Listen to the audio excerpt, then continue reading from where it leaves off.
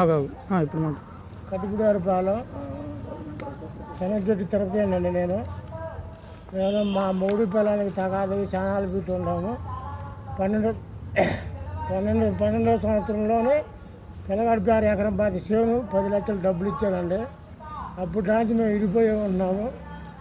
దాని గురించి తగాదులు అయ్యి మళ్ళీ ఒకరు నేను సంపాదించుకుంటాను ఇద్దరికి మళ్ళీ నాకు ఆస్తి పెట్టాలి అది పెట్టాలని గొడవలు చేసుకుంటా ఇన్నాళ్ళు పెట్టి వస్తున్నారండి.